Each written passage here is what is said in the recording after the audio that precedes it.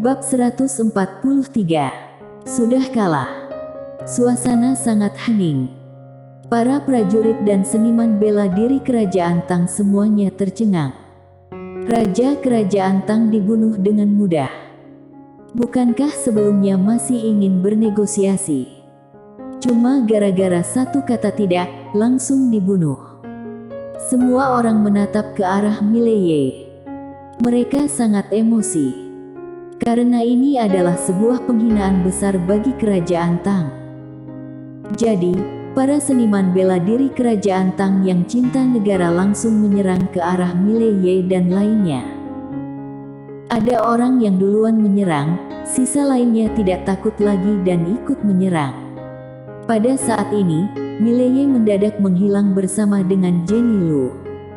Bam, bam, bam, bam.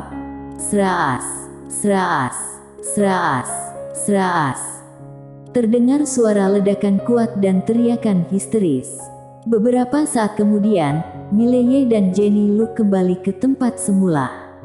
Lalu, muncul belasan mayat. Orang-orang yang menyerbu langsung berhenti di tempat. Pembunuhan instan. Semua orang langsung tidak berani bergerak. Itu adalah pembunuhan instan. Mileye mengangkat pedang berjalan ke hadapan keluarga bangsawan kerajaan Tang. Apakah tidak ada penerus raja? Pada saat ini, seorang senior berjubah hitam muncul di depan Mileye. Master Alam Ribuan Semesta. Sekarang hanya ada dua orang Master Alam Ribuan Semesta. Satunya adalah penasehat kerajaan Tang dan satunya lagi adalah senior berjubah hitam ini. Ekspresi wajah Mileye sangat tenang. Kenapa? Akhirnya kamu juga mau menyerang. Sebelum datang di sini, Mileye sudah merasakan jiwa pembunuh penasehat kerajaan Tang. Senior berjubah hitam memelototi Mileye, dua golok di belakangnya langsung bergetar. Pada saat ini, Kurnia Lu mendadak tersenyum. Kenapa? Kamu ingin menindas orang yang lebih lemah. Setelah itu, dia berjalan ke samping Mileye. Dia menggunakan goloknya menunjuk senior berjubah hitam. Benua Dewa Dataran Tengah paling tidak suka menindas orang yang lebih lemah. Kalau kamu berani menyerang, aku akan langsung memanggil Master Alam Ribuan Semesta Benua Dewa Dataran Tengah datang ke sini. Hansling dan lainnya langsung menganggukkan kepala. Alam Ribuan Semesta. Setiap daerah pasti memiliki Master Alam Ribuan Semesta. Dalam Benua Dewa Dataran Tengah ada satu aturan yang tidak tertulis. Masalah anak remaja diselesaikan sendiri oleh anak remaja. Hal yang memalukan kalau memanggil senior datang menangani. Mereka juga tidak berani. Ada banyak pihak kuat di Benua Dewa Dataran Tengah. Kalau senior ikut campur tangan maka akan terjadi kekacauan yang besar. Oleh karena itu, atasan melarang hal seperti ini terjadi.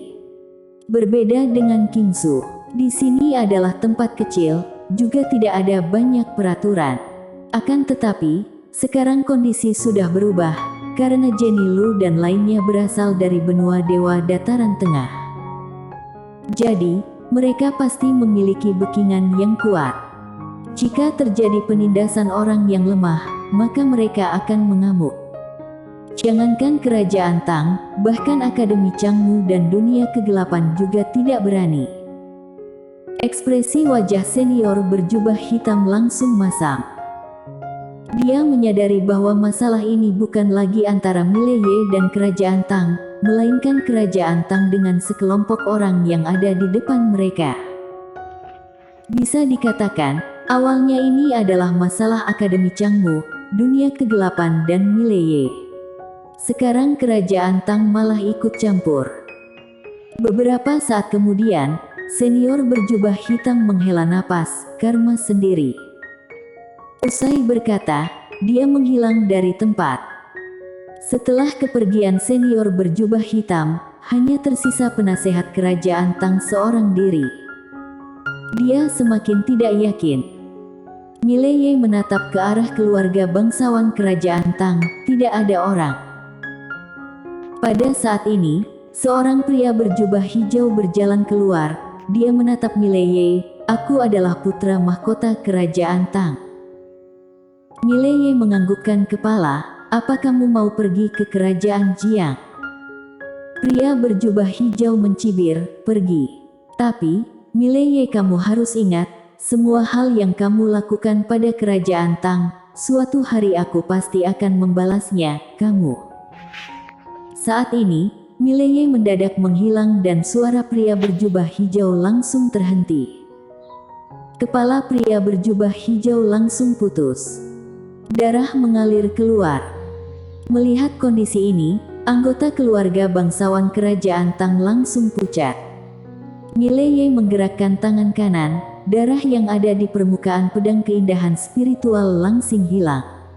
Dia menyimpan pedang dan berkata, kamu lebih lemah darinya. Setelah itu, dia menatap ke arah keluarga bangsawan kerajaan Tang yang ketakutan, coba utus orang yang lebih pintar. Orang yang lebih pintar. Mileye tidak kepikiran ingin membunuh semua anggota keluarga bangsawan kerajaan Tang, tapi dia ada pemikiran lain.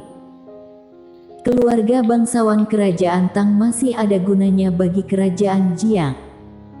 Karena tanpa keluarga bangsawan kerajaan Tang, juga masih ada pasukan utama kerajaan Tang.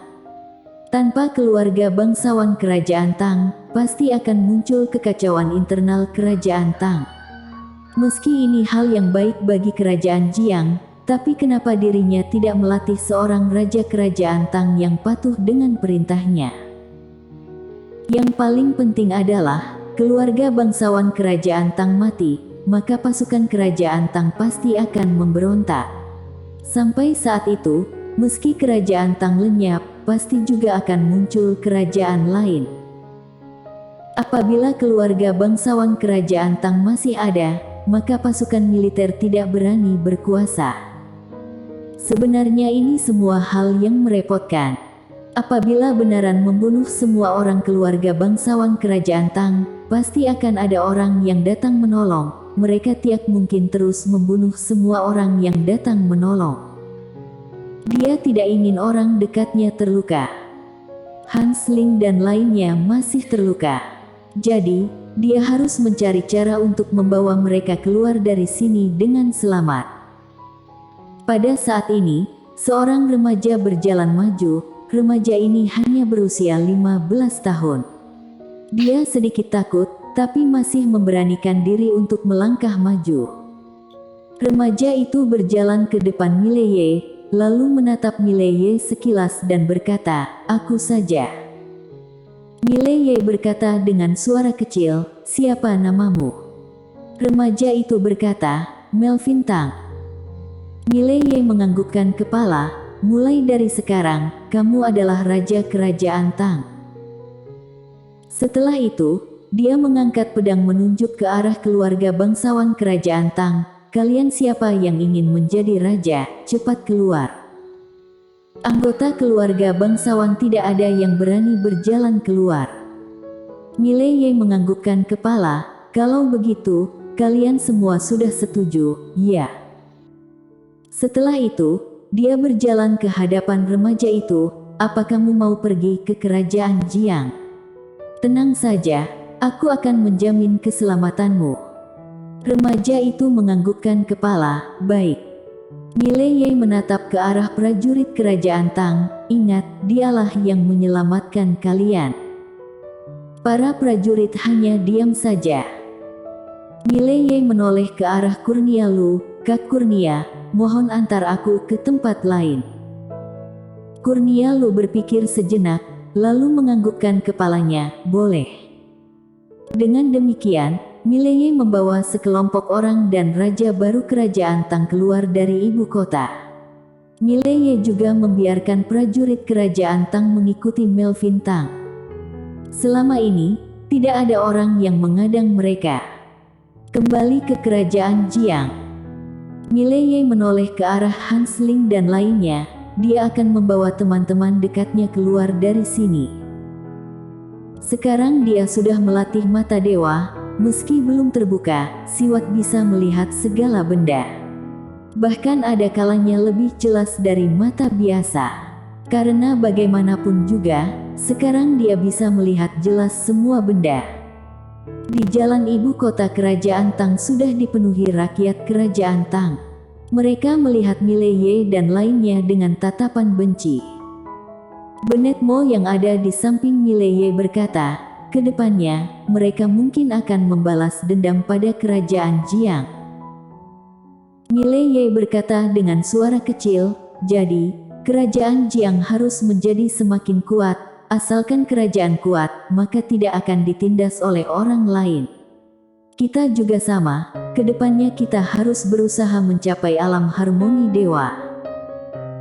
Setelah itu, dia melirik Hansling dan lainnya sekilas, kalian juga harus segera mencapai alam harmoni dewa. Alam harmoni dewa. Master alam mahir gaib bisa bertahan hidup di Qingzhou, tapi tidak bisa bertahan hidup di benua dewa dataran tengah. Seperti menyuruh Hansling bertarung dengan pasukan tentara bayaran 9, mereka pasti akan kalah. Sekarang musuh mereka adalah Akademi Changmu dan dunia kegelapan. Dua pihak ini adalah pihak kuat di benua dewa dataran tengah. Jadi, mereka harus menjadi kuat. Pada saat ini, di lapangan yang kuat mendadak muncul pasukan berkuda. Jumlahnya sekitar 100.000. Mileye melihat wajah familiar di dalamnya, karena melihat pengawal pisau hitam dan Deat Kang. Pria yang berdiri di paling depan adalah Gletwin Pei, Panglima Utama Kerajaan Tang. Setelah mengetahui Mileye masuk ke ibu kota kerajaan Tang, Gletwin Pei langsung bergegas kembali dari kota pembatas dunia. Dia membawa pasukan 100.000. Demi bisa lebih cepat sampai, dia membawa pasukan berani mati bergegas paling depan, tapi juga terlambat. Dua belah pihak sudah bertarung. Gletwin Pei bergegas cepat menuju ke hadapan Mileye.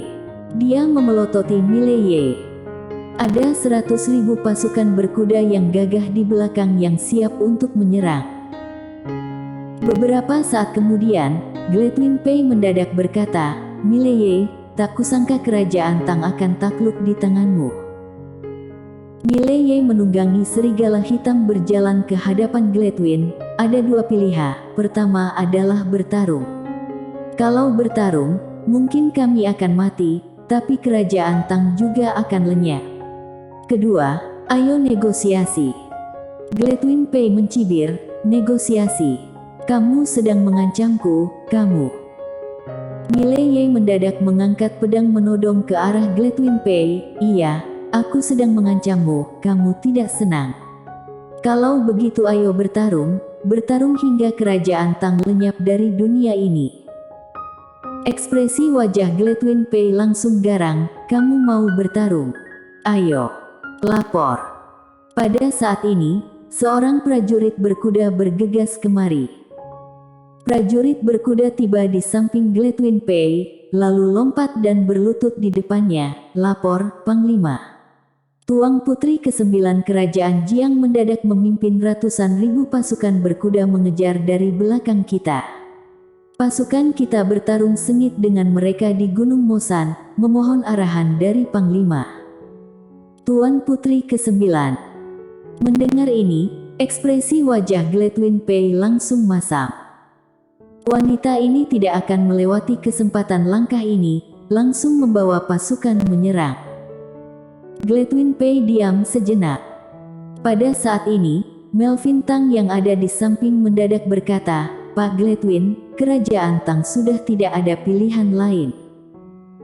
Panglima Gletwin memandang ke arah Melvin Tang, apakah kita menyerah begitu saja? Melvin Tang menggelengkan kepala, bukannya kita mau negosiasi.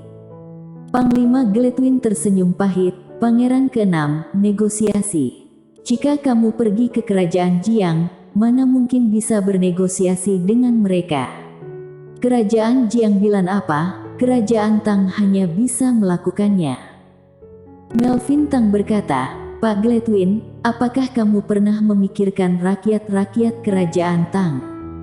Jika bertarung, Pasukan kerajaan Jiang akan masuk ke wilayah kita, akan ada berapa banyak korban nyawa. Setelah itu, dia berjalan ke depan Panglima Gladwin. Kerajaan Tang sudah kalah, harus menerima semua konsekuensinya. Sudah kalah. Seketika, mata Gladwin Pei langsung berkaca-kaca. Air mata ini bukan mengalir demi dirinya, melainkan demi kerajaan Tang. Bersambung.